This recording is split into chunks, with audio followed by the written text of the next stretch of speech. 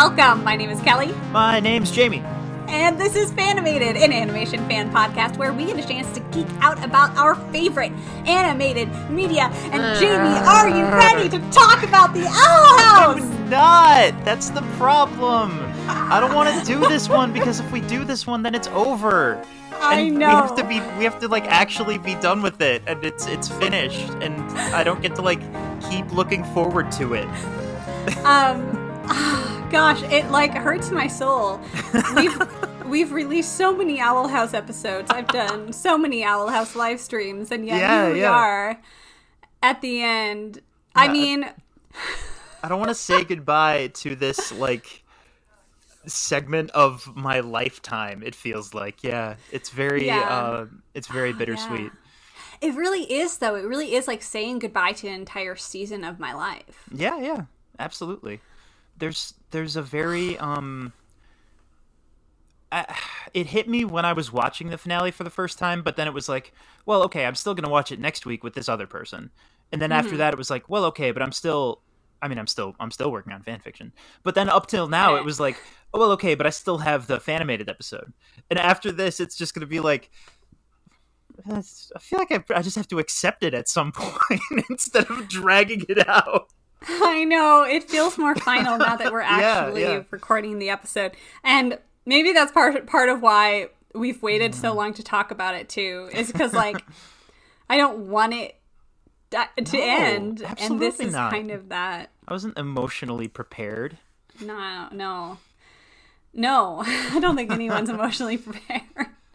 But if you don't know, the Owl House finale, Watching and Dreaming, is today's topic, and we have, of course, released several Owl House episodes. many hours of Owl House content. We spent many hours discussing these crazy witches and demons, and now we are here at the end, and oh, man. Wow. I mean, just wow. Wow is the word I have, really. I mentioned this briefly before we started recording. Like, I don't know if I have a whole lot of favorite episodes of things, because it's easier to think about favorite movies, you know, because they're like their own separate thing. And I don't always have a list in my head of like favorite episodes that really stuck out to me. But if I did, I'm pretty confident this would be up there.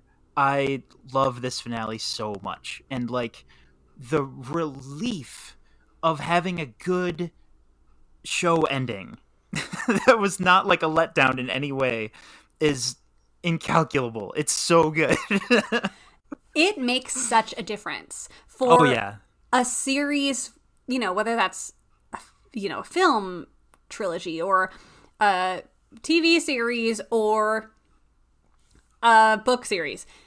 If it ends poorly, it leaves a sour taste. It ruins the rest of the show. Oh my goodness, it's such a weird like Attack on Titan is that for me. Ooh, is that like I've read the final chapter of the manga and I was like, nope. Oh no. Like it was so hype for me, and then the ending ruined it somehow. Like and you can't go back the way it was before. But the Owl House did not do that. Oh, like I was you so happy. You always have that anxiety in you a little bit. Like, is this going to land on its feet? You know, even if a show just like sizzles out and dies and never has a firm, concrete ending, like it does not work. It does, you know, like you do not want to go back. It's so weird how just like the end can make or break it, but it's so important. And the Owl House finale was phenomenal. Yeah. Oh, absolutely. Yeah, it can like weirdly it can kind of mess with your whole your memories of the earlier parts of the story that you really did like too, because now that you know what's coming, it can like kind of sour that, just like you said. But again, good ending, couldn't be more different. It is such a world of like it was so heartwarming and so just eclipsing what I was hoping might happen. It took all of my expectations and it overshot them, and I was so delighted. And like watching it again, getting ready for today, there were so many moments, even though I already knew what was coming, there were so many moments of just thinking like, man, I just really, really love this show. I love this story so much. Yes. Yeah. And these Oh boy. characters Yeah. are like, I say this like every show I get obsessed with. I'm just like, these characters are my family. Yeah, And no, I you love really do end them. up feeling like that because you make such a bond with Yeah. everything they went through. And then, yeah, you have to say goodbye. And it's so hard. Yeah, yeah. And that's like exactly what they're aiming for, you know? Is to give you that feeling of like I have gone on an adventure with this cast and like and now it's over. Yeah. And I think that's every storyteller's dream, really, is to be able to like create characters, create moments that really stick with people and that are now, and I talk about this a lot on the podcast kind of in this way of like, that's now part of your life. You know what I mean? Like, stories impact people differently depending on where they're at in their life. And, a story that impacts you won't necessarily impact me. That doesn't mean it's not a good story. You know what I mean? And that's what's so powerful, and what I love about talking about these films and shows is that, like, hearing how one character, one moment, one song, one whatever, one episode hit someone in just that perfect exact way. Like it's a miracle of human communication, to be like, I have created, like, someone created this and it has impacted someone and changed their life in some way, whether that's a perception or perspective or just like they feel seen, or as Luce would say, they feel understood, like, and that's what's so magical. And this show has done that for so many people. Gosh, I'm like getting like all emotional and excited about it, but this has been an amazing show. I cannot imagine what I would have, or maybe I can, but like if I had come across this show when I was a teenager, like what that could have meant. In a way, I almost wish I had, because the story this show tells and the like empathy it brings across for every one of its characters, except maybe one, but every one of its characters. It's so phenomenal in highlighting the ways that they're different from each other and the ways that like makes all of their stories different, but the way that they are all so valuable and have worth because of those differences, like, means so much to me. And I'm so glad that there is a generation that got to experience that, like, that is so cool. That Yes, gosh, I don't know, there's something really, absolutely. yeah. Yeah, it's truly beautiful and it makes me excited, and every new show like this makes me even more and more excited for what's to come in the future, because like, Yeah. those kids who watch Steven Universe, those kids who are watching The Owl House, are going to turn back around and hopefully be in a better a Hollywood environment, Right, and right, a better creative situation, yeah. yeah, and create the next generation of shows. And that's what's super like exciting as well, is just to be like, this show's impacting so many people, and then it's like it just snowballs into this like evolution of a like television animation, and I like so many more doors will be opened hopefully, and we'll get to see even more amazing content. That's a really cool way to think about it, like specifically how it'll push on into the future and influence other stories and other people. Oh boy, I like that a lot. Good. Yes, I love that. It's because I like, we're going into like just general Oh yeah, like yeah. like philosophical territory, or how I view how I view human communication. No, it's But great. like, Yeah. they they always say like nothing is new under the sun. And I think that's true in a lot of ways. And so, like, to me, it's like when someone creates something, whether it's a fan fiction, whether it's a, you know, huge television show, it's just another layer on the world stories. And so, like, we just keep building and building and building upon each other, and it all melds together and becomes like this one cohesive how people tell stories, like blob, right. I guess. And so, like, having the Owl House be like another big layer, you know, but then it's branches out into so many other things. And like the Owl House was clearly inspired by other things, and now the Owl House will inspire new creations. Like, it's always just like a continuing cycle and build on top of each other. And I think that's cool. Oh, this is gonna make it difficult to do the rest of the episode, because now I'm already in the feel zone. Yeah, we're here, y'all. We're here with you. Like, another hope that I have always for this podcast is you never feel alone in your obsession. And I hope you don't feel alone now in your kind of grief for the end of the show. Because we are here feeling that too. We are here celebrating how awesome and amazing this journey has been. So lean into the feels. We'll get through this together. We will. Or rather, we did get through this together, I guess. Yeah. We did, and we'll get through this episode together. So for those who don't know, Watching and Dreaming, quick synopsis.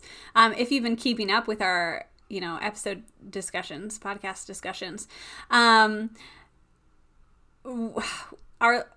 kids are in the trauma deep end, and the collector is being manipulated by Philip Bellows, whatever. He of many names and many forms. He of many, and sent loose into this horrible dreamlike scenario, etc., etc. And now, like, Bellows is trying to gain power, and quick synopsis, like, to overly simplify, this is great big end battle time. 100%. Plus a few feelies. And also epicness. That's kind of that's honestly what we were like postulating last time, is like, how much do you devote to a climax in a fight, and how much do you devote to wrapping up the show? Like, is there any time after the end of the fight? Do you have that time available in the 53 minutes or whatever? And now seeing the way they did lay out those two things, I think they kind of nailed it. Like, I think so too. Genuinely, given how little time they had for this collective third season, I am so delighted by the conflict itself and how that ended, but also the wrap up.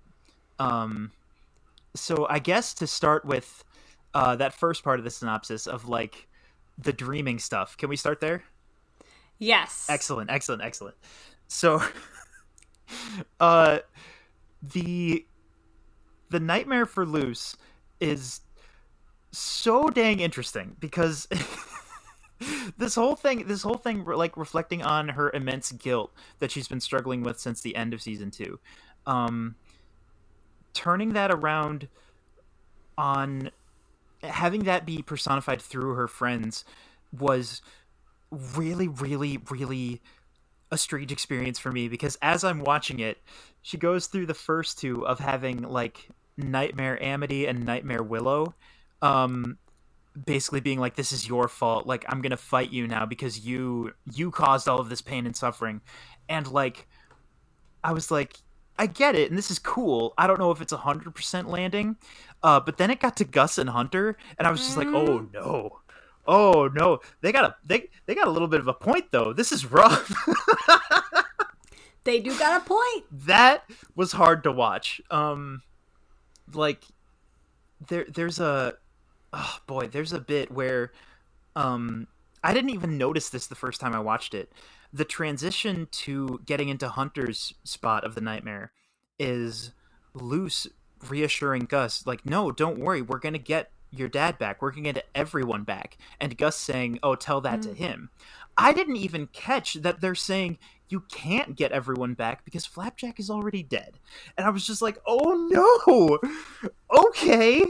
I mean, fair point, I guess. I can't argue with that. This is rough.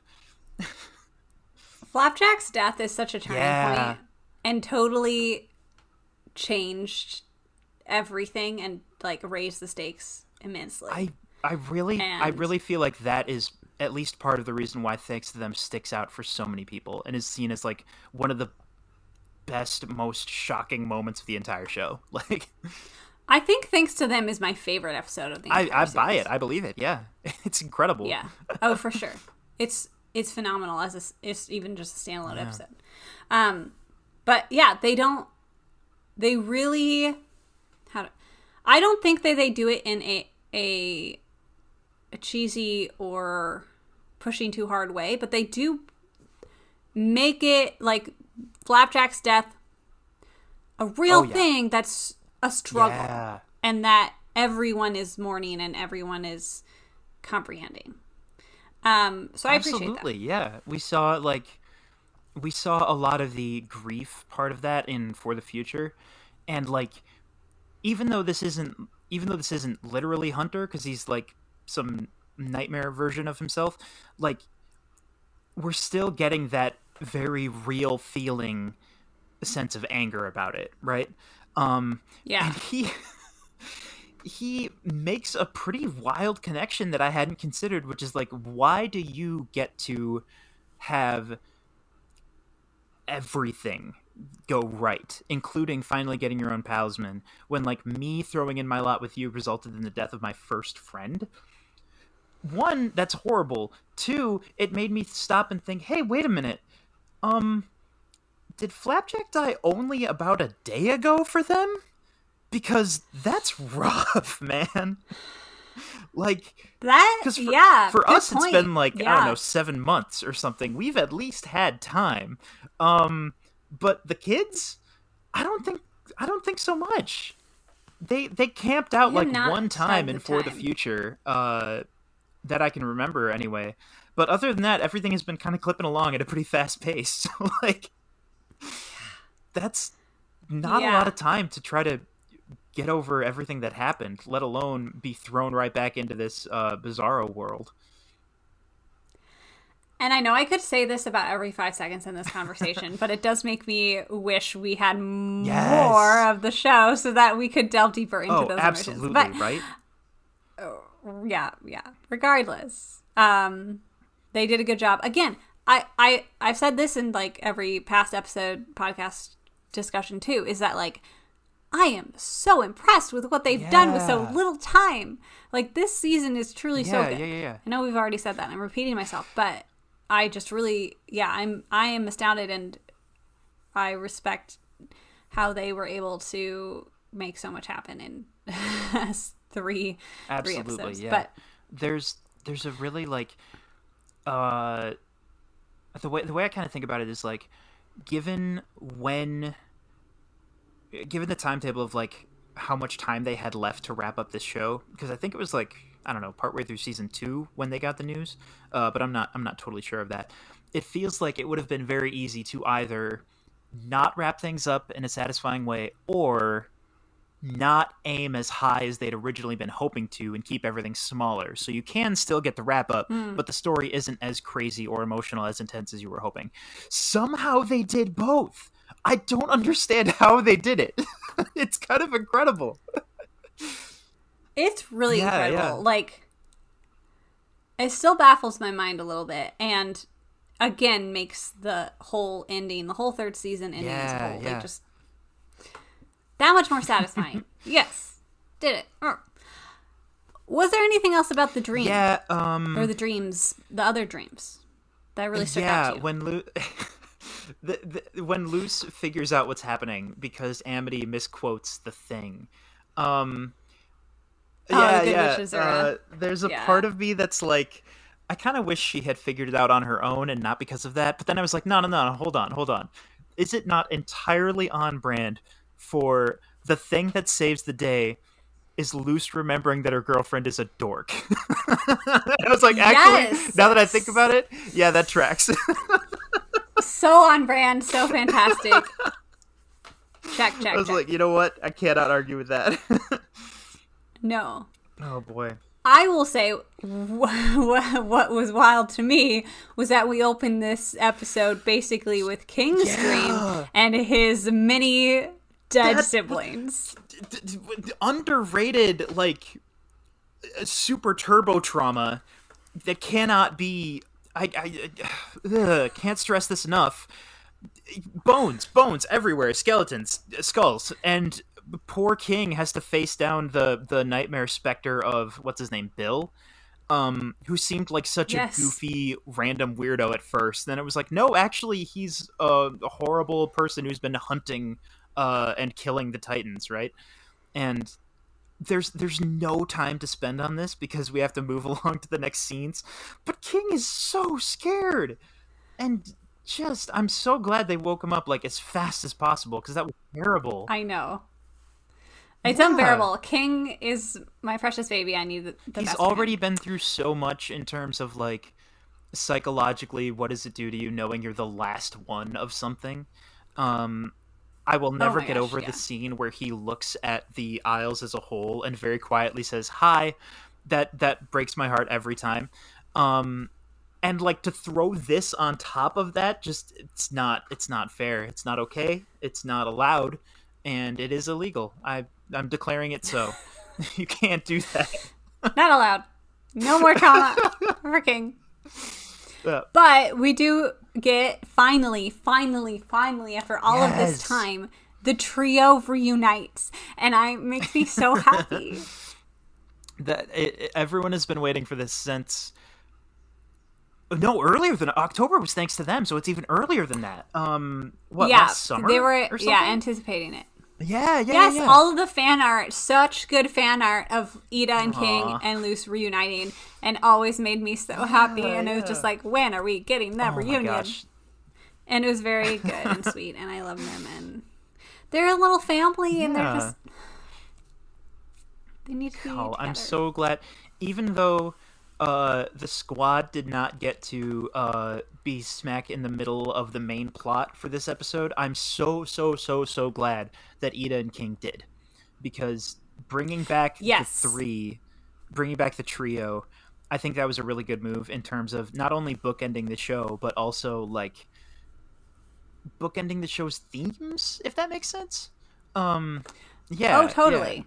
Because it started with them and it ends with them. And I appreciate that. Again, like, I am the biggest fan of Hunter, and I want him to be the center of attention always.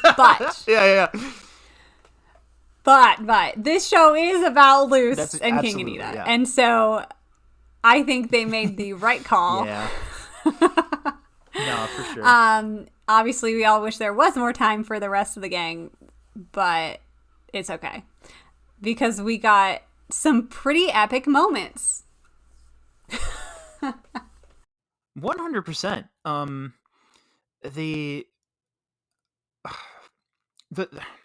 I really love that they were also the ones still kind of moving chronologically through the episode. I really love that the three of them were also the ones who got to have the most interaction with the Collector in terms of trying to kind of relate to him and change his mind a little bit. Because everyone kind of knew, everyone suspected that's how this bit was going to go, right? Like, For the Future gave us a pretty good indicator that the Collector was not, like, so far gone and power hungry and, we have to destroy him. It was a pretty good indicator of, like, okay, this is going to be a power friendship thing. And King and Ida being a big part of that. I mean, a lot of it's Luce, but a lot of it is also King. That just made me so happy because, like, this... it's yet another character who has such a weird story and such a weird setup of, like, I am from this almost impossible to comprehend group of beings from space, and, like, they sent me down here, and then this happened, and then this happened, and then I was sealed away, and it's this his arc feels alien in the same way that he is literally alien, you know? But like bringing it back to loose finally feels like those two things meeting and finally feels like it's more grounded, and it's just like, oh, now I understand you more, and now I feel like I can understand this in terms of the things that Ida and King and Luz talk about, which is like, we know what it's like to feel alone, unwanted, misunderstood, and we found a way to not fit in together, I think the line is, right? And like, Yes. in hindsight, of course that's how this bit of the Collector's arc would go. Like, that's really sweet, and I love it a lot. The Collector, like, still very, very slowly trying to understand what friendship is and how that works. One of my favorite lines of his in this episode is, I think he brings up Amity? He brings up, like, Lilith or maybe Amity or maybe both. And he asks Luz, how did you force them to be your friends? And, like, gold. Dialogue, writing, gold. Perfect, brilliant, amazing. I love it so much. You have, like, 6 or 7 words, and you said so much with that question. And, like, of course, there's just like, okay, first of all, we're not forcing anything, so write that down. Like, getting more insight into how his thought process works, setting up the kindness and forgiveness thing, which is one of my favorite moments of the entire episode. But also, genuinely emotionally sweet moment. Yeah, we'll get back to that. Yes. No, I was gonna say, yeah, that's one of my favorite moments as well. Is that okay? The Collector is trying to childlike mindset grasp this whole real friendship thing. Also, before we jump into that, like, I just want to reiterate that yes, getting like a clear backstory of the Collector of just like, he is just a kid, and he just got kind of pushed off to the side, and I'm like, dang, I want more information on his whole universe, but oh my gosh. But yes, moving on to him trying to grasp friendship and what that means, and doing the Steven Universe thing to the giant crazy demon Bellows made me laugh. So the fact that they're all like, oh no, you can't do that for him. I love it. I appreciate it so much because so much of media is just like, there's no villain. We're all friends. Which is great. I do love that message. Yeah. Don't get me wrong. Steven Universe is amazing and makes me feel happy and joyful. The fact that we literally could just sit there and go like... Not Bellows. Not Bellows, though. No. Cut back to the group, and Ida and Luz and King all have the exact same expression of like, oh, is he just... Oh, no, we messed up. Because, like, of course this kid would take what they literally said and be like, oh, I get it. That's the answer to this problem. Let's go save Bellows. Like, makes my day. It is so delightful. So good. So good. Ugh. The Collector, like, it's so interesting to, what is his line? It's something like, I just want, like what I would have, in For the Future, I think what I would have assumed his deal was all about would have been something like, I just want a friend, right? He wants friends so badly, even though he doesn't understand how it works. He wants King to be his friend so badly, even though he doesn't understand what that means for King. In this one, there's a bit where he's like, oh no, King is going to be mad at me. And he sounds genuinely really upset. Like, that's a big deal to him, right? But the interesting thing is, in this one, he says, I just want a friend who won't lie to me. And I was like, oh, because I should have put this together earlier. Like, he sees, that's how he sees all of his past friendships. Some of them, he's absolutely correct. And some of them, like King, he's not. King has, well, okay, King might have lied to him a little bit. But not out of malice. Not out of malice. A little bit. But, like, Bellows 100% lied to him many, many times. Yeah, all the finding time. out the other archivists, I think that's the word. His siblings also were deceiving him and like sending him off on this mission, not intending to like bring him back or help him, but actually intending to like destroy slash disappear all the other Titans. So from his perspective, it's like everyone has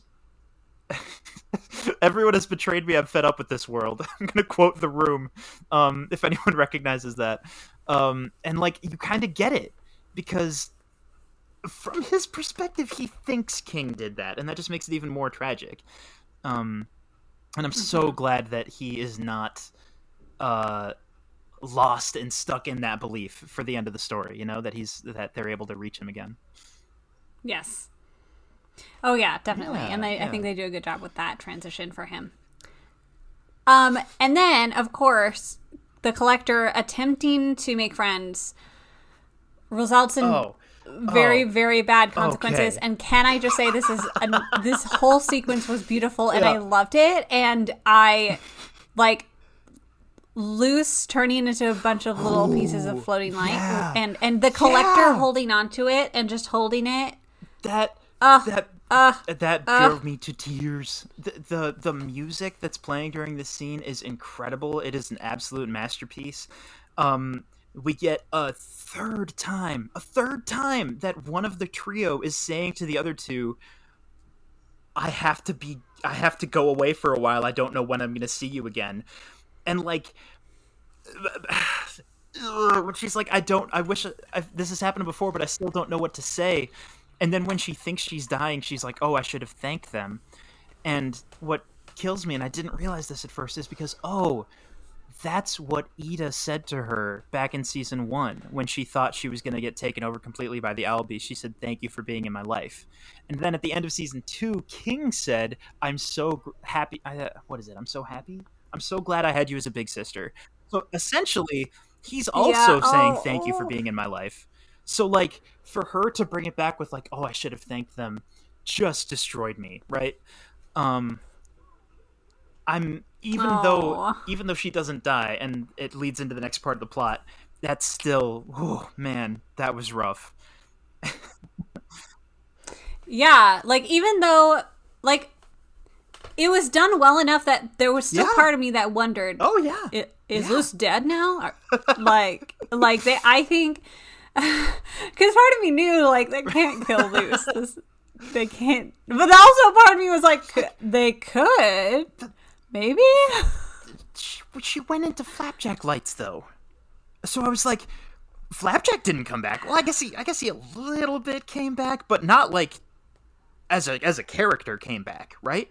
So I was like, No. she might not come back. Like, I don't know. I don't. That was rough.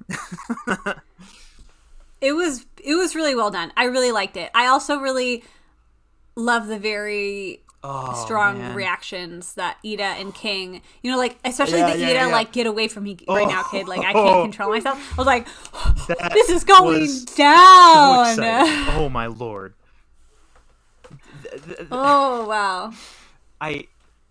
Gosh, just like again that music, because you like it shows the lights drifting all over, and like it goes over to the school, and you wonder what all of them are thinking because they have no idea what's going on. They just know the island is being destroyed, right? It goes over back to the archives where the kids are, and they're all looking at these lights and just being like, what is this? And also, where's Luce, right? And then it cuts to Camila, and even though she's still a doll, she's crying. It's not okay. I was not ready for this. It's not fair. No. Oh boy. No, it wasn't. It was really, really, yeah. Wow. The emotional roller coaster. I'm all about. Yeah. And then we finally get the introduction to King's dad. I love Best him dad. so much. I don't do that. Oh my goodness. Yeah. Also, can I say, just for the record, this is in no way to be Yeah.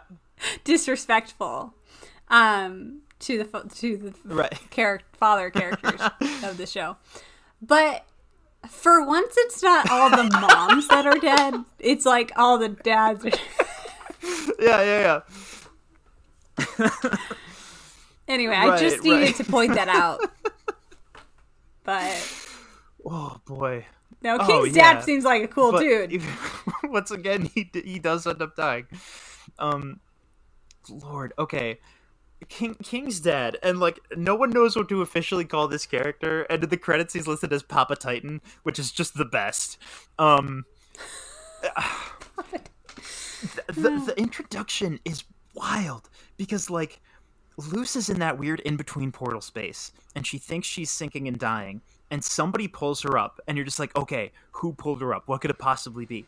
Fans have thought maybe it's going to be the Titan, but what are we actually going to see, right? We have no idea.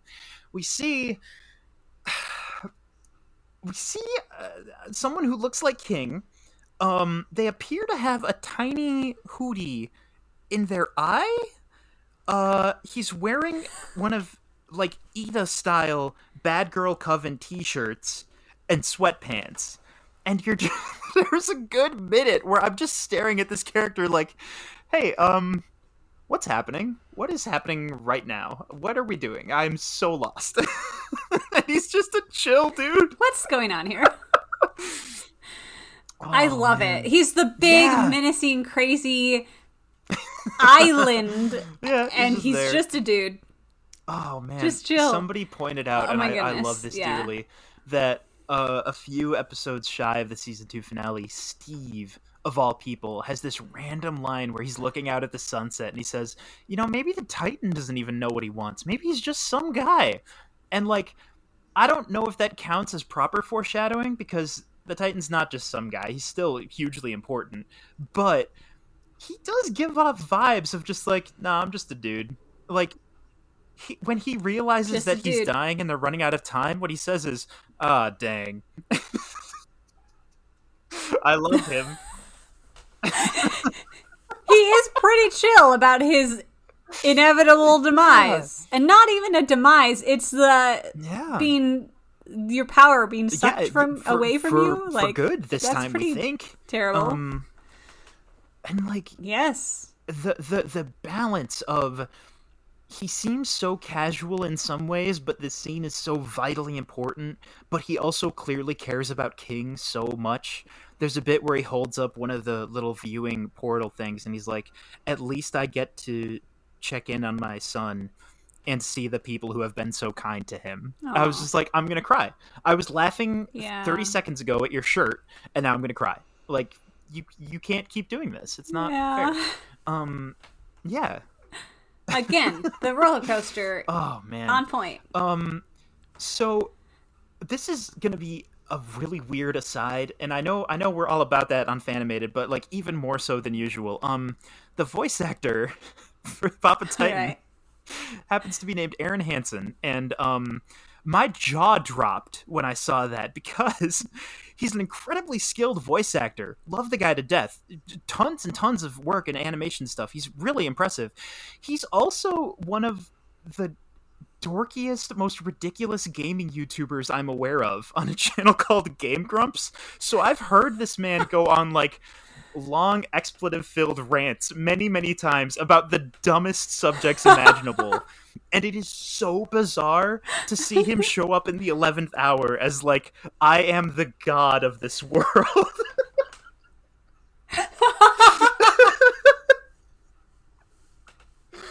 Like, I've seen him on YouTube playing that goofy game where you have to put the thing in your mouth and try to pronounce words, but you can't do it because like your mouth can't close all the way. I don't know if anyone knows what on earth this game is. It's very silly. No, it's okay. I have no idea what you're talking about, but also... But, like, it's very, very bizarre seeing, like, a famous YouTube personality that I happen to watch. And now, all of a sudden, it's like, oh, just in case you forgot, I'm genuinely good at voice acting, too. And just, like, drops this in here like it's no big deal.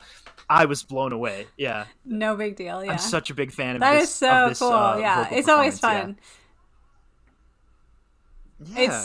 You did a great job. And it's cool to when you're media worlds collide like that. It is pretty great. I do appreciate that. Can we talk about Titan Loose? Yes, we can. Okay. Okay, yeah. I wanted her right. to stay that way. She looked so cool. Kicks all kinds of butt. I truly one of the most fun ideas I can even think of in this entire show. Like, they made her look evil, and I'm 100% on board with this. I think that was a great move, because like that's kind of been one of the whole running things in this show of like, not everything is going to fit the perfect expected ways of doing, the ways of acting, ways of talking, ways of looking. So giving one of your protagonist hero characters like black eyes and like claws and like purple light going all crazy and stuff is pretty out of the ordinary. And it works so well. Yeah. Okay, color theory time. Ready? Well, like okay. Color theory, painting color theory, but Sure. like color meanings, right? Okay, is that we have Luce now in this like black, and black traditionally in a lot of media we consume has been evil color. That's like what we associate that color with. And then white is always the good guy. Right? You got the knight, white knight, whatever, or what, And so to have and if I may be Luce so bold, now in black and gold, now that I think about it, is also seen as very heroic and very pure and noble. Hey. Hang on. Hey. Let's think about it. Yes, because Emperor Bellos was wearing white the whole time.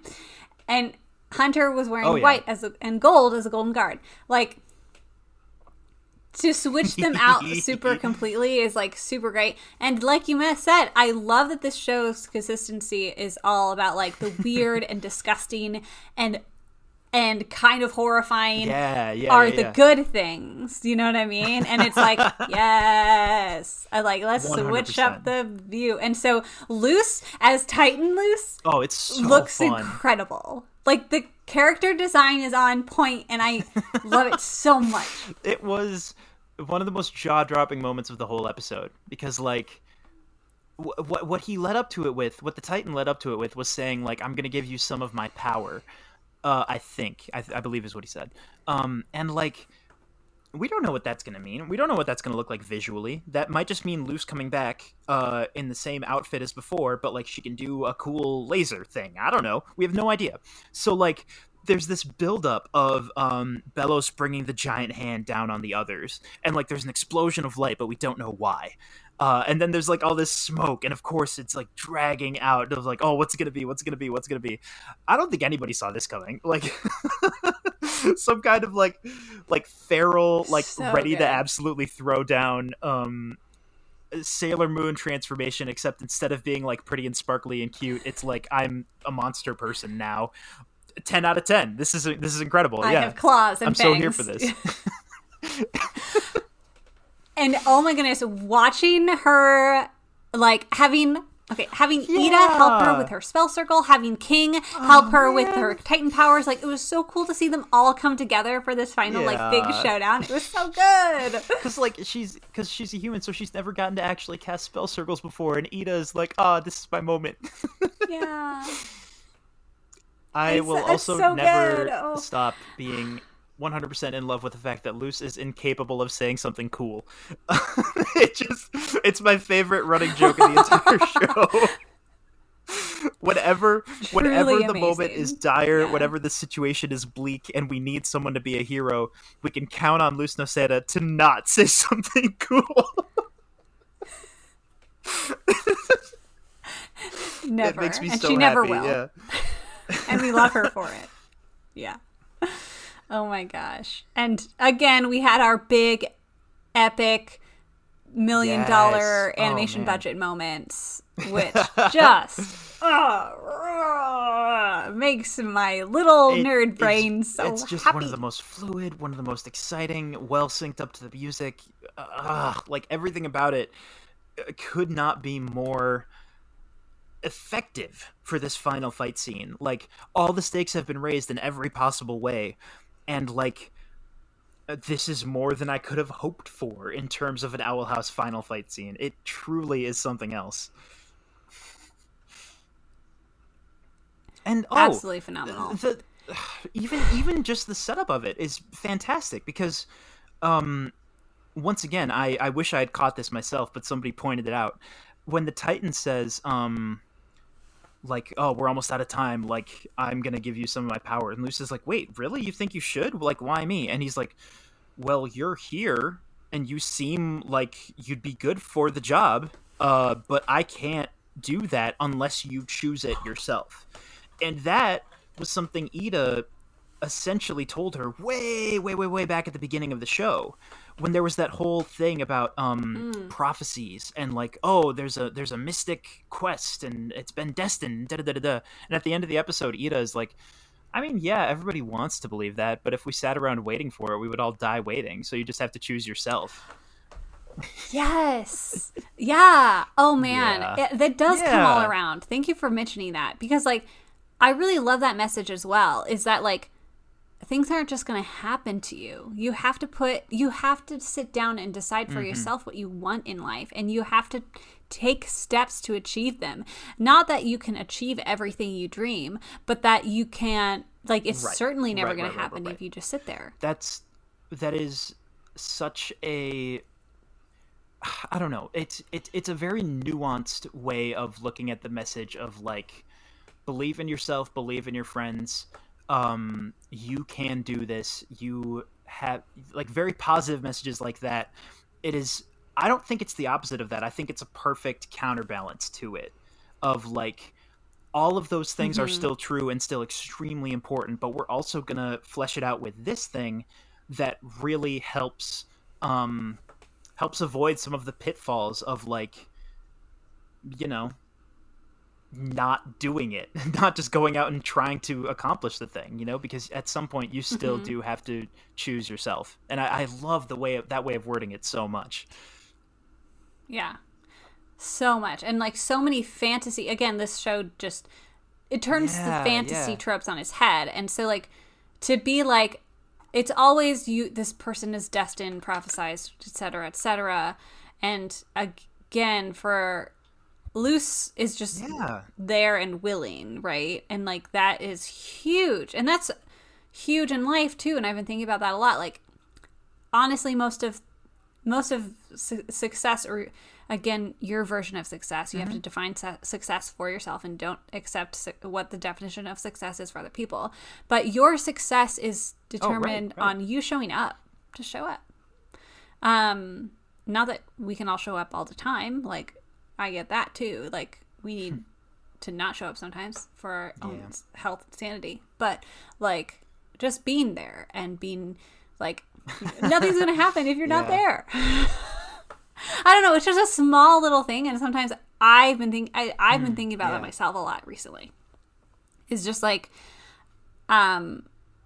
even recording today, right? Like, let's just set a time to meet and talk because it's not going to happen. Like we've been sitting on this episode for months, and we just need to sit down and talk about it, right? We're just going to show up and see what happens. So I do really like that as well. Yeah, that Luce becomes the one to save the day, but it could have been anyone who's there. She, there's a lot of, I don't know. When I think back to Luce's journey over this story, it does not feel like a character that a bunch of stuff just happened to. It feels more like a character who made a lot of specific decisions and learned a lot and had a lot of people to help her along the way, but at the end of the day did go out and choose her own story, you know? And not always for the best, even. Like, she makes some pretty bad mistakes, but, like, she does make them. And that's pretty cool. That is, I don't know, there's something really exciting about that, and there's something really relatable about that. Man. Yeah. That fight, though. Good. That fight, though, right? That fight. Oh, my gosh. Yeah. And can I just say, too, the end of the fight, the end of Belos, again, excellent. All of their choices, all their decisions were so good. Because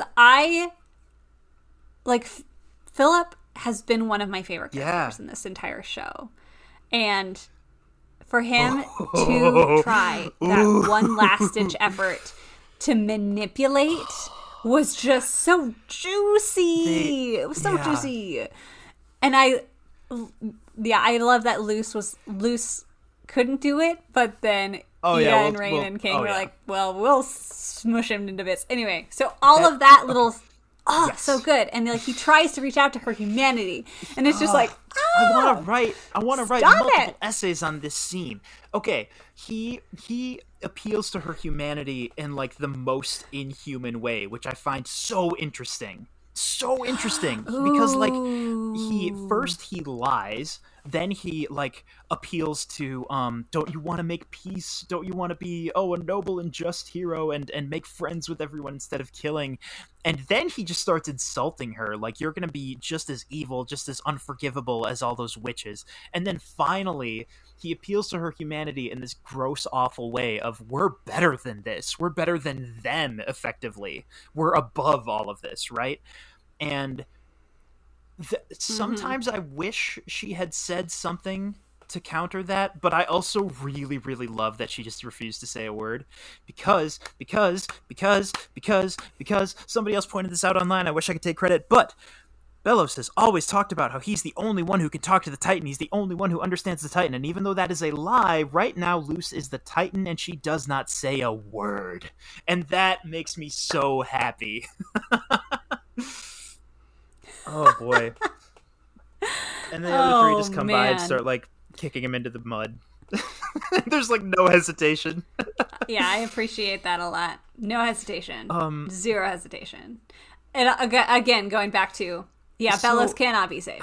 I gotta bring up this theory. I have to at least ask: is it possible that Luce, now having the powers of the Titan for a short time, did she bring the rain on purpose?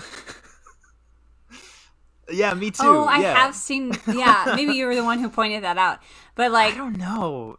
Maybe subconsciously, I would not be surprised. Gruesome, and like, even for this moment, it might seem a little too vindictive. But I'm not writing it out as a possibility. I'm not writing it out either, honestly, because maybe that's the only way she could.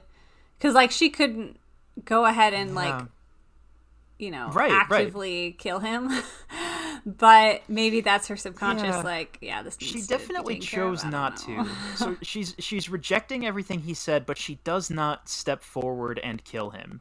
So like, once again, her not saying anything is so fascinating because like, you could read so much into that. You could speculate about it for ages, right? And it's just one of those things where like, instead of giving us one clear, concise answer, in my opinion, they left that very open of what she's thinking at that moment.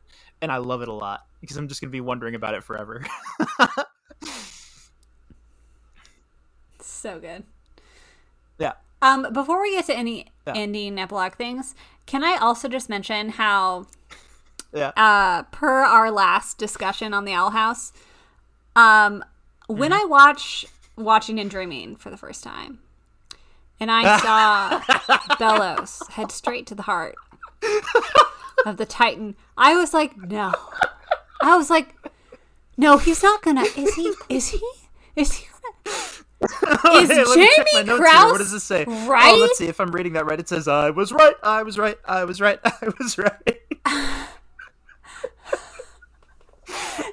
Did Jamie Krause just predict that Bellows was going to possess the entirety of the Titan and the Boiling Isles? Yeah.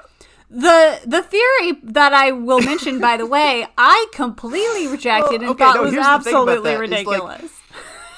I need to come clean and tell you that I wasn't really serious about that. Because, like, no, I genuinely wish I had thought of it myself. But I believe it was after Thanks to Them. I saw somebody on Reddit or Tumblr or something. Someone was like, yo, you guys, what if Bellows tries to possess the Collector? And then somebody else upped the stakes in response. Yo, guys, what if Bellows tries to possess the Titan? And I was just like, that's the coolest thing ever. That's going to be stuck in my head for the next 8 months. But then we got to For the Future, and, like, that came and went, and I was like, I brought it up again in the episode because I thought it would be funny, right? when I sat down and watched this episode, I did not think it was actually going to happen. Like, I thought we were going to go into all this other stuff about dreams and the Collector and Rain, and like, I was like, there's no time to put in a Titan subplot. No way. And I was shocked out of my skull. My brother and my sister-in-law can attest that I was like hopping up and down. I was losing my mind, because that is the. I'm trying to think of what to even compare it to. Belos is going to possess the Titan, which is the entire world. Is the kind of crack theory that like would never happen. It would never happen. That's insane.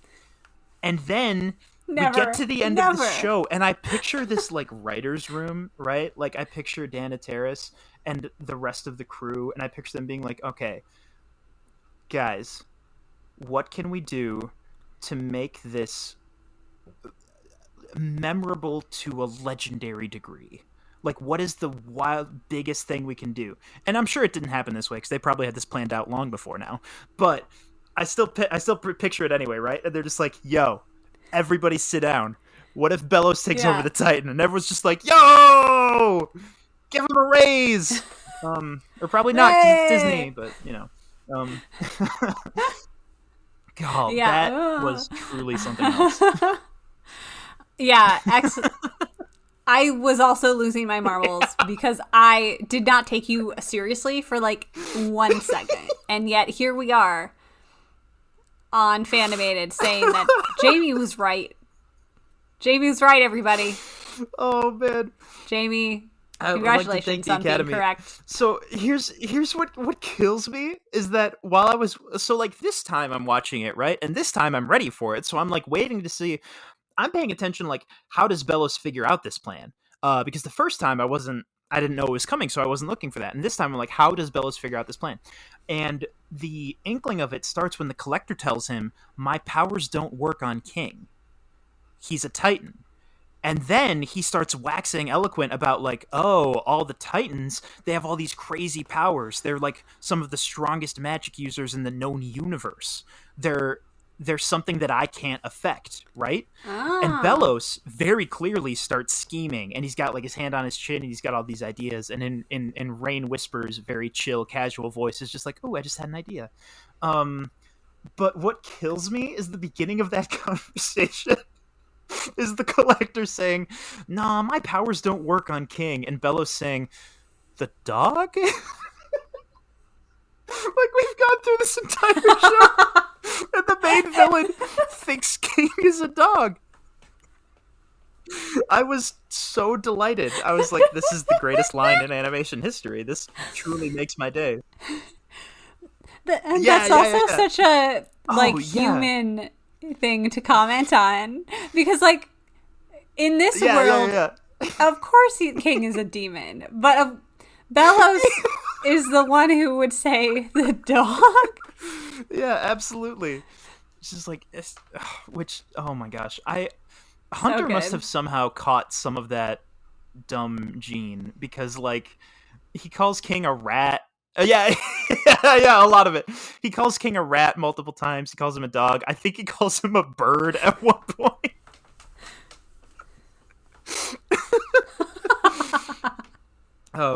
Yeah, Gall. Oh no.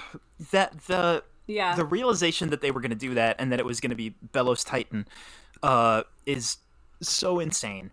And like everything about the way the Isles looks after that is truly bizarre, because like everything is being taken over by this crazy deep green. There's like this deep gross mottled green that's another one of Belos's colors, especially with his like curse and stuff. Which is fascinating, because when the Isles are healthy and like back to normal plants and stuff, they're red. Everything is bright, vivid red. That's the good color in this case. And like the deep nature green is actually super bad and diseased and messed up, right? So the Isles are getting totally taken over by all of this nonsense, and like the light in the skull is turning back on, and like it's moving, and one of the arms reaches up, and someone was like, someone online was like, hey, why was the arm moving up? What was he going to do? And someone was like, I don't know. Was he going to draw a spell circle? And that wrecked my mind for a while. I wasn't ready for that. But they're able to stop him in one of the coolest fight scenes I've ever seen in my life. Because how do you storyboard a fight scene against a continent? But they found a way to make it work. Just I don't even know, man. It's truly something special. Truly fantastic. Again, epic, epic, epic ending.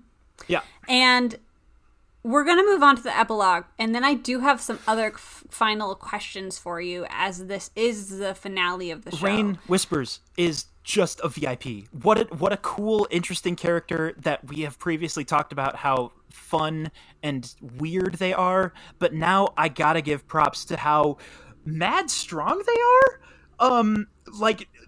I'm just gonna fight off Bellos' influence and also the doll thing at the same time. I'm gonna whistle the Requiem song, which probably is like keeping them awake and like lucid while they're stuck in the thing, right? For long enough for Ida to come rescue them, and that was extremely sweet and heartwarming. And like, gosh, I don't know, man. Rain was so much more of a player, like a major important player to this arc than I thought they would be, and that blew me away. I was truly delighted by that. The voice work of Rain and Bellos, the voice work of Bellos, but it's actually Rain, but it's actually Bellos, is magical. It's incredible. How do you do that? There's a line where I wrote it down. Perhaps this will be easier than I thought. It starts out as Rain's voice, and then it transforms into Bellos' voice. It's incredible. It's amazing. I love it so much. That's yeah. Anyway, I'm rambling now.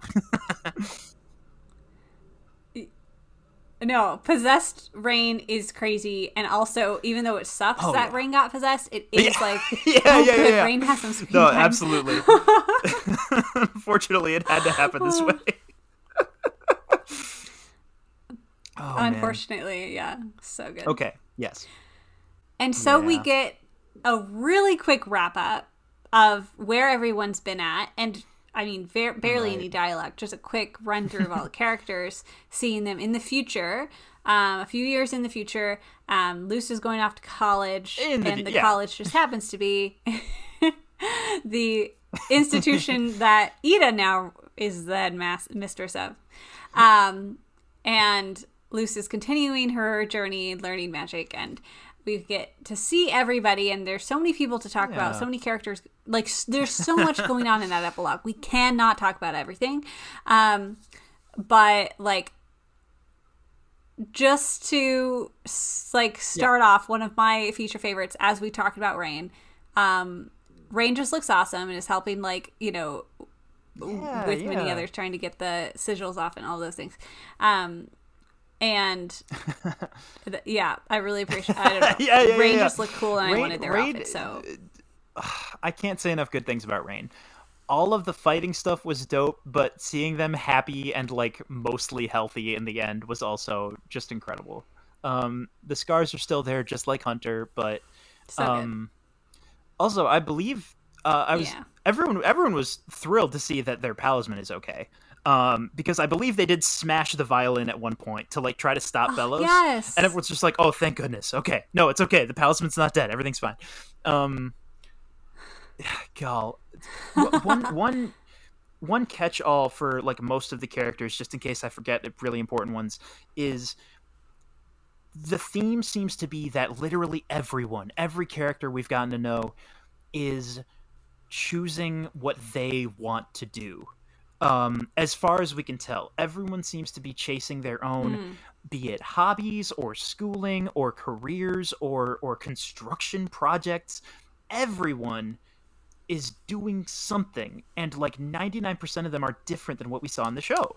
And that's super cool in my opinion, because it means that like everyone is taking these lessons to heart of like, we don't need our lives to be run by this very strict, very formatted, you must be in one of these 9 things, and if not, it's not real, and it's not okay, and we're gonna mess up everything for it. And like, seeing that visual confirmation of how much things have changed really is something special. Even though they have so little time to do Mm-hmm. it, it's just like bird's eye Yeah. view flying through the world, right? But man, that was satisfying. Like, Yeah. uh, Amity in what even was that? It was like a giant blimp made out of magic. What was she doing? I have no idea, but it was the coolest thing. She was like a space pirate or something. I don't know what's going on there, but it was awesome. Um, Lilith gets to fulfill her dream of Loved like it. Loved it. what's the word for buildings and architecture? I kept thinking archaeology, and I'm like, that's not it. Architecture? That's why You're I was talking to so someone who works in an disappointed that I architectural couldn't office. think of the word architecture. I was like, archaeology. No, that's not it. That's Architecture? definitely not it. Yeah. No, Lilith I'm gets to. disappointed. No, it's fine. Yeah, yeah. Yeah, Exactly, yeah. Lilith is everyone's living their dream. Hunter obviously finally gets to carve Palisman. Finally healthy. Oh, Yeah, yeah. we get to see him without eye bags for 5 seconds. Thank the Lord. He's clearly in New love with Palisman, Willow. love it. It's so cute. The flapjack tattoos Oh, killed me, all the man. gang have their little That was flapjack rough. tattoos. And they Yeah, set that up a little really memorial hit. graveyard Yeah, thing in the that was good. forest, and it's very sweet. And it says, "Thank you for finding me." And I was just like, I So want sweet. to cry. I want to cry and never stop. Oh, yeah, It's so good. Oh dear. So yeah, I love that they end with a yeah, little, quinceanera for Luz, and the yeah. collector even drops a little fireworks display or whatever. And then it's just over. And if you're watching it on YouTube, the last like 10 seconds get cut off by Disney squeezing it down into the bottom corner, and it's the worst. um what I absolutely love the bit where they fake you out and they're like, it's gonna be nice to see everyone again after all this time, and Camila's like, Luce, you saw them last week. I do love that. I do. I love Yeah, envisioning this future where the portal is open all the time. King is developing yeah, his own magic, and Luce has more things to learn. And just like I I can envision a world in which like more humans join the oh demon yeah, realm and vice versa, and somehow things happen. And yeah. I don't know, like it's just like it's nice to see That's everybody growing and learning and doing things, and it's just that's like like the most yay. fascinating part about seeing Gus in front of a sign that says human realm, demon realm, like cultural exchange program or something, or like foreign exchange students or something like that. Because like you see that and you're immediately like, oh wait a minute, are they sending people through to the human realm like on field trips? Are they like having humans come over to study? Like the possibilities are endless. That's so cool. Whatever that means, it's pretty exciting. Not gonna lie. Oh yeah, And he's it's just like, really look at nice. this That's really cool. paperclip. So, What could it mean? What could it be used ooh, for? goodness. So good. So, Yeah. I know we did a lot of the sentimental stuff at Yeah. the beginning, but I did want to ask because it's something I've been thinking about is like if there was time, Oh, if yep.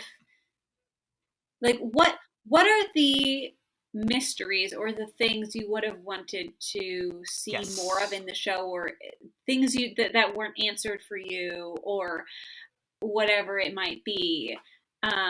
Oh, 100%. 100%. Yeah, what are those things that The you wanted biggest to one, and see? this is the biggest one for sure, is not so much lore or mystery. It is more character, because one thing that I it keeps me up at night is wondering, how would Hunter respond to everything that goes down in the second half of this episode? Because like, he did not see Bellows, he didn't say anything to Bellows, he didn't see him die, he did not get the opportunity to be a part of any of that, unfortunately. And once again, I don't blame anyone for not having enough time to include every story I want to see, right? Like it's just not feasible. But that is the one that sticks out in my brain the most because like oh, he was so mad, y'all. He was so despondent and angry and freaked out and like I wish there could have been a little extra bit of closure on that particular loop. Um, I get why Luce's story is definitely more central, but boy, can you imagine? Like it's it's one of the casualties of Disney, man. Yeah. Disney. As Why? far as mysteries, Why? I mean, it's gotta be the Whittabanes and Evelyn, right? Like, it's gotta be. I mean, Yeah. that's what I love the Like, most. everybody was hoping that we'd get more info or more anything that would point towards, hey, um, Clawthorn, here you go, right? I couldn't think of a way to put it into a sentence. Yeah, like it would be nice to have and maybe online somewhere this has been verified that like yes, the Clawthorns are the descendants Right. of Caleb and Evelyn. That would have been nice. Also, just like even if the characters don't know that, I'm fine with the characters not knowing that. Exactly, I just want to know that as an audience member. Yeah, and I think we did. I was actually surprised by how much, like, it wasn't a ton, but that we even got any sort of story in thanks to them. But I obviously will take as much Whitbane content as humanly possible because I love it so much. Like, I don't know if Philip maybe is my favorite character, but anyway. The gaps that are left in that story are so. Maybe that's not the best way to put it. Maybe it's like the bits that we do have of that story are so fascinating. And whether that's because they were just expertly written or because some of them we only have paintings to figure it out, it has crafted such a fascinating, like, 1/3 of a story. And the fans have been left to just fill in the rest themselves. And it is wildly interesting. And it makes it feel like one of the most engaging things I've ever been a part of. Because it's like, we don't know, but what we do know leads to so many more possibilities, right? And yeah. Yeah. It's things like that and mysteries like that. And I always go back to like Gravity Falls as the best example of this. Because it's just like, that's what makes a fandom get together and just be like, being able to develop these theories and stories together is like almost more fun than the truth in the show. You know what I mean? Like, that's what I love about the good side of like internet fandoms and the fun part of it. So I'm almost okay with not getting all the details, but like, yeah, it's the Whittabane stuff is always fascinating to me. So in a way, that's kind of like well, I say it's kind of like it when it is in fact the exact same thing. The experience of being a part of a fan community like this when you're waiting on a big finale like this. Because like the ramp up to wondering how on earth are they going to wrap all this up? How are they going to wrap up the Collector, Bellows, Luce, end of the show, the fight? How are they going to do it? And everybody's speculating, everybody's going wild. And then the trailer dropped? Oh, people lost their minds. Luce in the Emperor's coat, a giant statue of Flapjack in the distance. Everybody's been turned to stone for some reason. Granted, a lot of that turned out to be a dream, but still, we were losing our minds. And like the experience of like wondering what is going to happen and like comparing theories with other people and stuff and seeing other perspectives you hadn't thought of, catching other random tidbits of like, hey, did you guys notice that this is secretly this? And it's just like, whoa, I didn't know that. That is something that's really hard to replicate, you know, because it's really difficult to get a story so that makes people so excited and so passionate. Let alone the like time needed to really cultivate it and really get a story to this point where people are this engaged and have this much fun with theories and stuff. And that's something I think is I'm just gonna look back fondly on that forever because it was such a wild ride. It's like the story of the fans, the story of Yeah. the fandom is like that is sometimes even more exciting than the story of the show. Like in my experiences, Yeah, I like think I get that. like Gravity Falls. Like Gravity Falls is an amazing show. It's one of the best. But it's like it's my experience Yeah. like being with the fandom as that was coming out. That was almost more fun to me than just watching the show for it by itself. And like Yeah. that's what makes, you know, of course we can all make that, speaking to all of the fandom people out there, like we can make that experience even better by being kind and respectful of each other. Not to say there Definitely a not good that thing to there highlight. isn't Yeah, room yeah, to yeah, grow yeah. for everybody, but like we want to make internet fandoms like a place people want to be because it makes things so Yes. much more exciting, especially when you can hype each other up. Because a lot of the times, like me growing up, and Yeah. now I've found plenty of friends like you, Jamie, who are also super obsessed and nerdy about the stuff. But like, you know, growing up, or if you don't have a lot of friends who are nerdy, it's like you need that you know, you want to feel like you're not alone in your obsession, and you're not alone in, and obsession is a pretty strong Yeah, word, but yeah. I use it casually because I embrace it. But like, but you know, in your Right, right, excitement, right. just like you know, some people get really excited about a football game or whatever, but it's just like, it's like being with those people Yeah. and like being excited together, which like ramps it up even more. So yeah, like put good energy into that internet fandom experience. That's what I'm trying to say. Because it's fun. Absolutely. And it's so great that you put it that way, because for this show in particular, I would argue that encapsulates the whole thing of us weirdos have to stick together, which is something they've been throwing out there from like Yes. episode 1, right? And I, like, when I was watching the finale this time, I didn't even notice this the first time. At the very end, when everything is finally over and they're lying on the grass and they're like exhausted, they can't believe they made it and that they actually saved the day, Luz says, I can't believe that after everything we did it, we stuck together. I was just like, there it is, we've brought it Yeah. back one more time. And I was so happy to hear you say this just now, because like that experience of sharing what you're passionate about and sharing what you love with other people, especially when you feel like you have been kind of ostracized and you've had a hard time making those connections in other places, that is all the more reason to be kind. That is all the more reason to be as non-gatekeeping Yes. as possible, right? Because like this is the last story on Earth that should push people towards like pushing each other away because of drama and stuff like that, you know? Like I don't know. There's something so specifically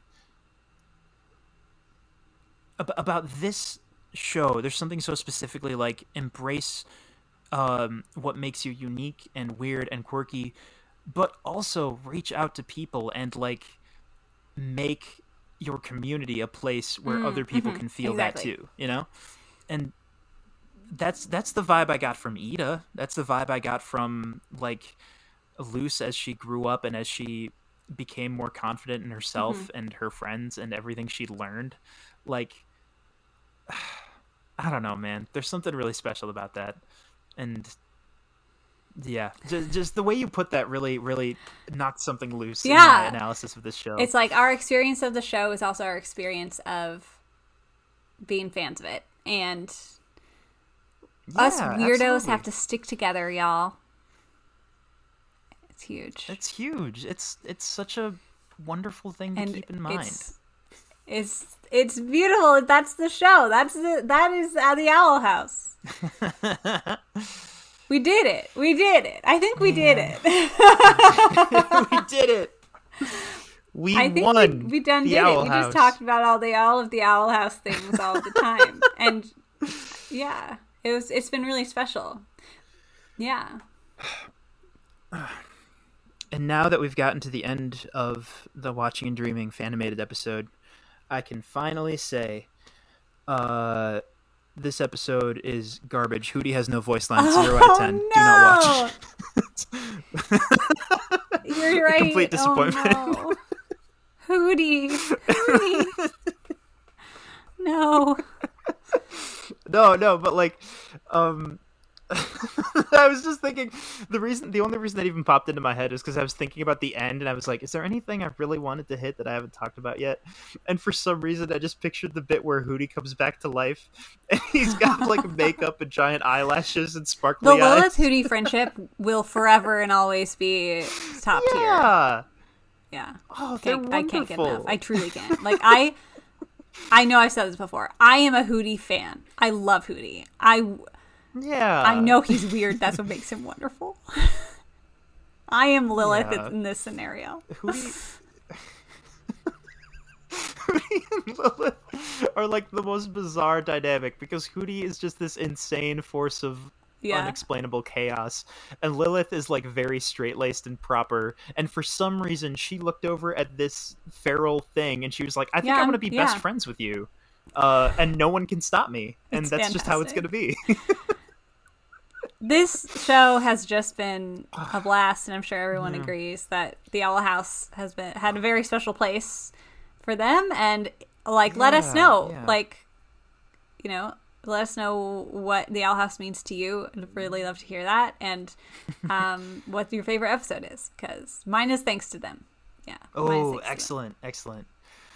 God, it's so tough because it's like thanks to them is an impossible monolith that I can never get I know, over. I was just about to say Hollow Mind. Hollow Mind, because Hollow Mind was the true shift. Like, this show is different now. Yeah. It was like everything else was a prologue for Hollow Mind. So you might be okay. I think here's my current, as I'm verbally processing this in the moment. My current thoughts are Hollow Mind had the greatest impact. Had the greatest impact on the story. Thanks to them, I think is going to be my favorite overall because of how it did so much. It encompassed so much. It's almost like Hollow Mind is the beginning spark, and like thanks to them was the final like explosion. Yeah. For sure. I think that's a good way to put it. It really like it's hard to overstate how wild of a moment thanks to them was. In the context of like everything we've been waiting for and wondering about and speculating, like when that finally came around, it truly felt like, I don't know whether to call it the end of an era or the beginning of one, because it was like such a wild moment that happened and fulfilled what we were expecting. You know, it's like that was something else, man. Nobody expected a possessed hunter. that really caught people off guard. Holy crap. Oh my goodness. So I could give you a top 4 episodes, I think. Because I don't know what order they would be in, but it would be Hollow Mind, thanks to them, the very end of season 2, agreed, and the very end of season 3. There's like a shifting mix of those 4 somewhere are the top 4. No, I don't those know are what good the choices. order is. Solid choices for sure. I don't normally do this at the end of a Fanimated episode, but like, what's next for you? Like, in your animation or non-animation, it doesn't have to be animated. Yep. For me, it always is. But like, this is how I feel. This is like how I felt after How to Train Your Dragon ended. It's just like, what's next? And then I realized, there's always something next. You know, there's always, you can have this great obsession. You follow something for years, and then it ends, and it's like, what do I do now? But there will be something else that comes in. So what is going to fill this gaping hole in your heart? This is cheating because I'm gonna have like 4 answers. Okay, awesome. Yeah, I love it.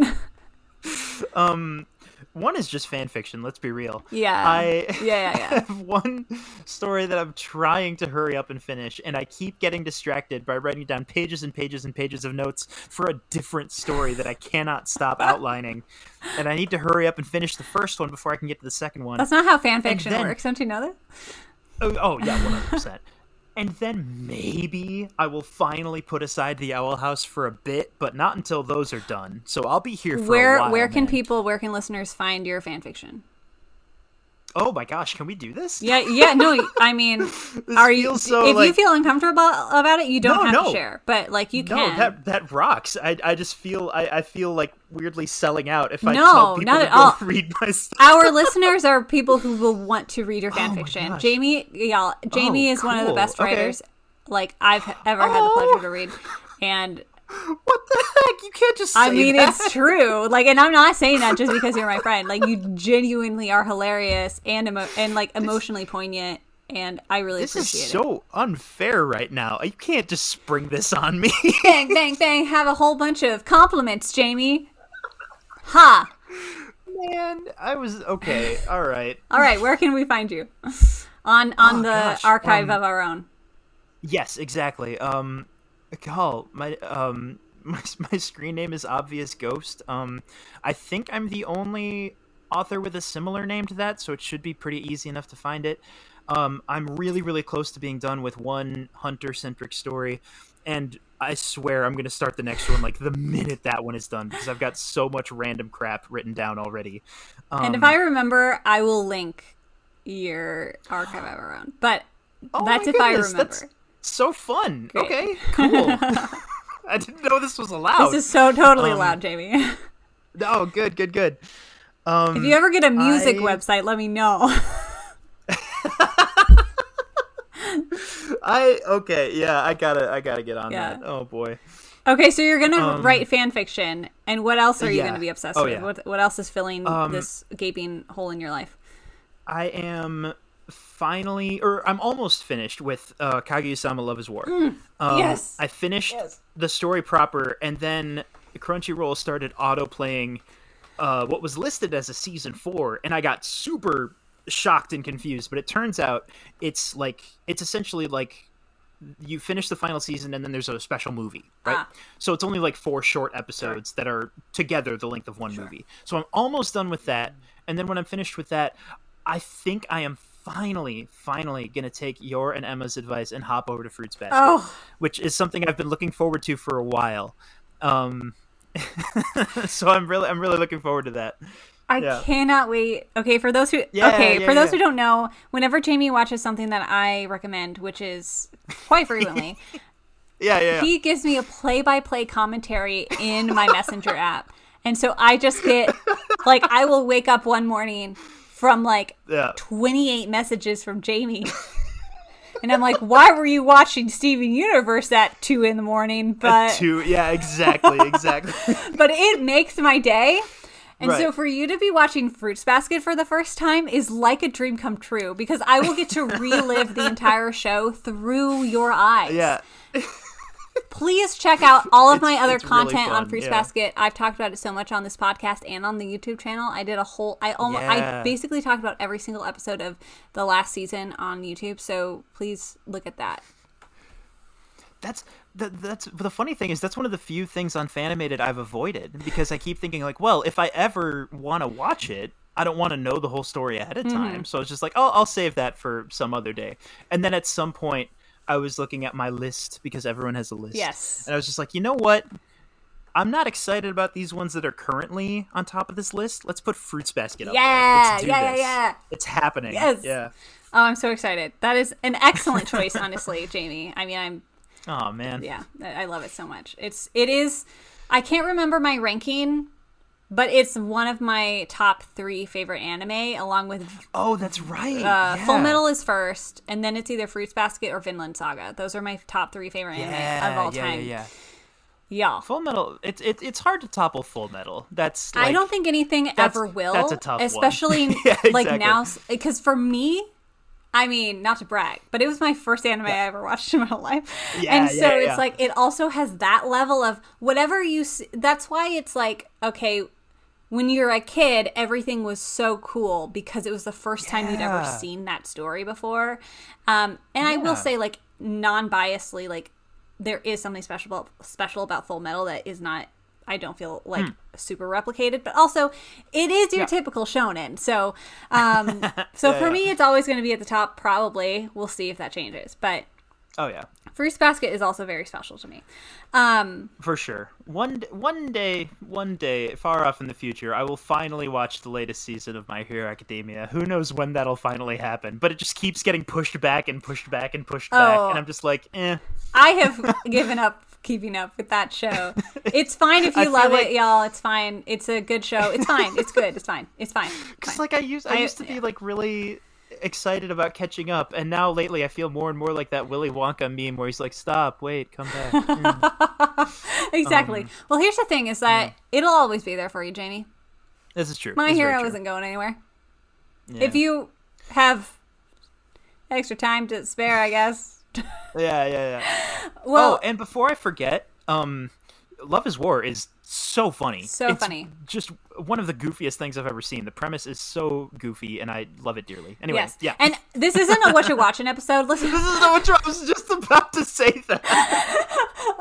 Listen to a What You're Watching episode if you want us to talk about all the things we're watching. Right. But obviously, I'm sporting my Zelda today because Tears of the Kingdom is where I will be inserting hundreds of hours of my time for the next several months.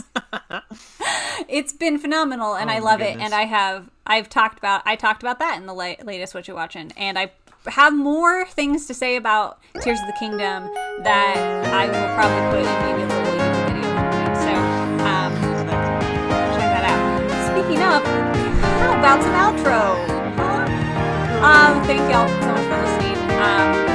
To hear over a dozen bonus episodes and counting, and vote for upcoming episode topics, you can go to patreon.com/Fanimated.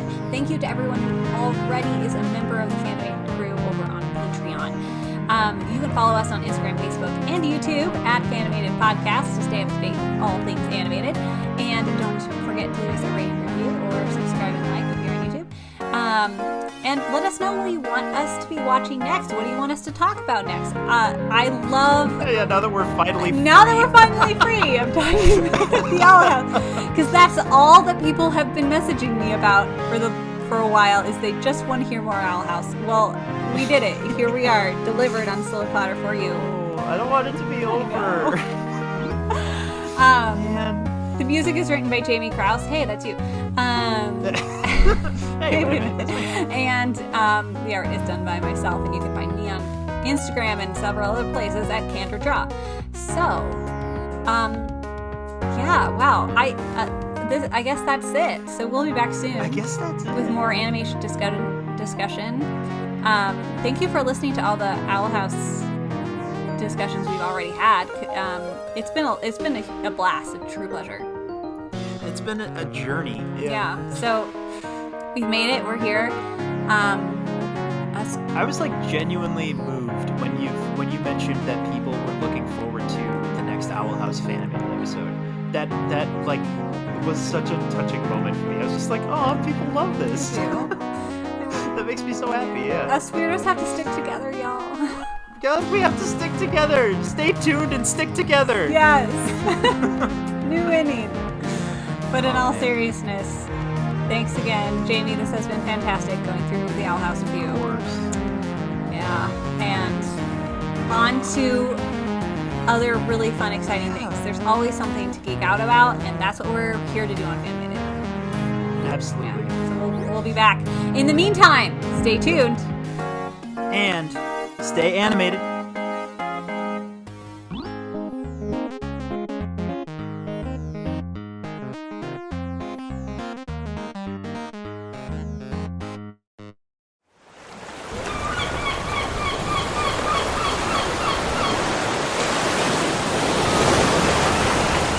So, you're looking for an adventure. I can see it in your eyes. No need to be ashamed about it. That's what brought us all here. Tonight's quest. Yes, this here is an improvised fantasy podcast. where every joke is made canon. 3 friends, Nathan, Jamie, and Jake, tell stories using a role-playing game called Knight's Quest. You've never heard of that game? Well, that's because they made it up. And they've been telling stories for years through live improv, theater, and podcasting, so you know it's going to be good. And you're in luck, for we're about to start a brand new adventure out here on the raging sea, where terrifying monsters lurk deep beneath the waves, where every island and coastal city is a new mystery waiting to be explored. At a time when the mighty spirits of the world are constantly at war, and when magic is still old and clunky, runes primitive and dangerous. And of course, we're the only ones brave or foolish enough to sail these waters are the broderings of the sea. These sailors fight with ferocity, yet follow a strict civility. Aye, it is truly a fantastical place. So hop aboard and grab your sea legs, because we're about to set sail into this new adventure, starting on June 16th. And you won't want to miss a single moment, because here at Knight's Quest, adventure is always calling, and we will always answer that call. Will you?